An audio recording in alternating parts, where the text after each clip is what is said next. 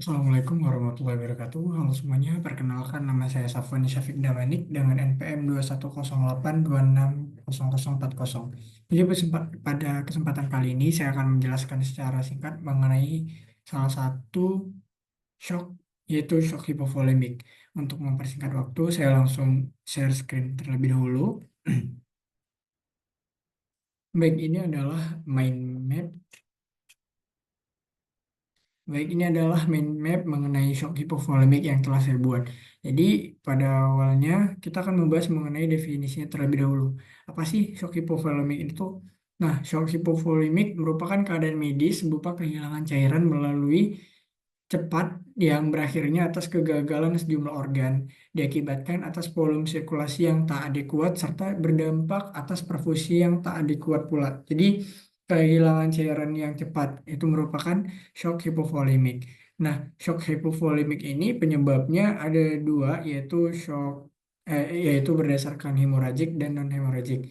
Nah, kalau yang hemoragik itu yang pertama ada kehilangan cairan gastrointestinal atau urin, terus ada trauma cedera berat gitu kan, ada perdarahan gastrointestinal, perdarahan pasca persalinan. Nah, untuk yang non hemoragik itu diabetes insipidus atau ketoacidosis diabetik, terus ada dehidrasi parah akibat kurang asupan cairan, diare berat, muntah berlebihan, luka bakar. Nah, kehilangan cairan gastrointestinal atau urin tadi merupakan yang non hemoragik. Untuk gejala klinisnya sendiri dari shock hipovolemik ini yang pertama adalah gelisah atau bingung. Jadi pasien ketika kehilangan banyak cairan dia akan merasa gelisah atau bingung gitu ataupun cemas. Nah, selanjutnya apa? Itu ada takikardi dan jantungnya tuh menjadi lebih cepat. Terus ada hipotensi, kulit pucat dan akralnya dingin, lalu ada keringat berlebihan, pernapasannya bakalan cepat dan dangkal. Lalu kalau untuk tahap lebih lanjut lagi, produksi urin menurun atau tidak ada gitu, bahkan tidak ada. Tekanan darahnya juga sangat rendah, denyut nadinya lemah dan tidak teraba. Selanjutnya juga biasanya ada perubahan kesadaran gitu, ada kehilangan kesadaran juga. Nah, untuk tata laksananya sendiri, yang perlu kita lakukan dan yang paling penting adalah primary survey gitu kan. Primary survey ini meliputi dari ABCD. ABCD itu apa aja? RW-nya kita nilai gitu kan. Kita lakukan head tilt, chin lift atau jaw thrust gitu kan. Kita periksa apakah ada hambatan jalan nafas atau tidak. Terus breathing, kita lakukan yang namanya look, feel, listen. Nah, dan juga jangan lupa di breathing ini kita harus memasang oksigen juga terhadap pasiennya. Selanjutnya C, circulation. Di circulation kita ukur suhunya, terus nadinya gitu. Terus ada disability. Nah, kita memeriksa dari GCS-nya melalui dari I-nya, verbalnya, terus mobility-nya juga. Nah, selanjutnya setelah primary survey kita lakukan, kita harus menghentikan sumber kehilangan cairan atau darah.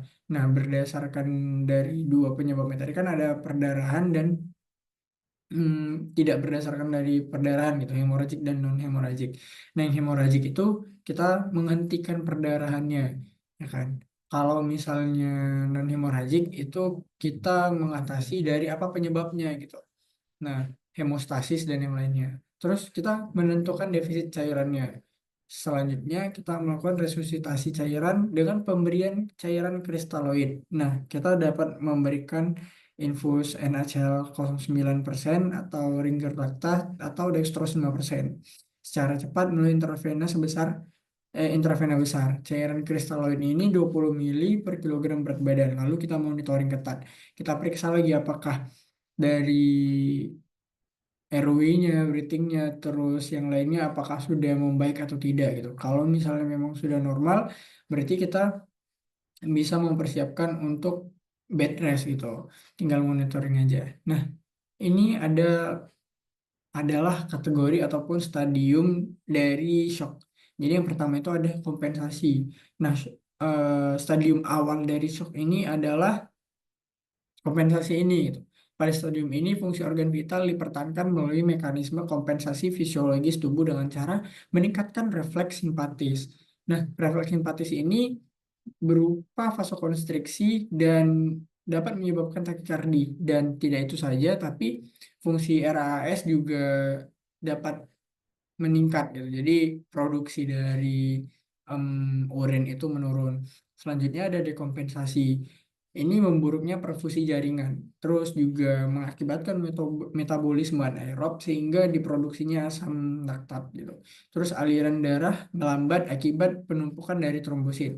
Selanjutnya ada ini kategori ataupun stadium yang paling berat, irreversible, terjadinya kerusakan dan kematian sel yang dapat terjadinya multiple organ failure. Jadi pada tahap ini organ sudah tidak dapat berfungsi lagi dengan baik. Jadi kita berharap pada saat stadium kompensasi itu kita tangani dengan baik gitu. Jangan sampai sudah sampai ke tahap irreversible. Baik, mungkin cukup sekian yang bisa saya sampaikan. Ini referensi yang saya gunakan, bisa dilihat. Baik, mungkin cukup sekian em, penjelasan singkat mengenai shock hipovolemik yang dapat saya sampaikan. Lebih dan kurangnya saya mohon maaf. Kepada Allah saya mohon ampun. Bila taufik wal hidayah. Wassalamualaikum warahmatullahi wabarakatuh.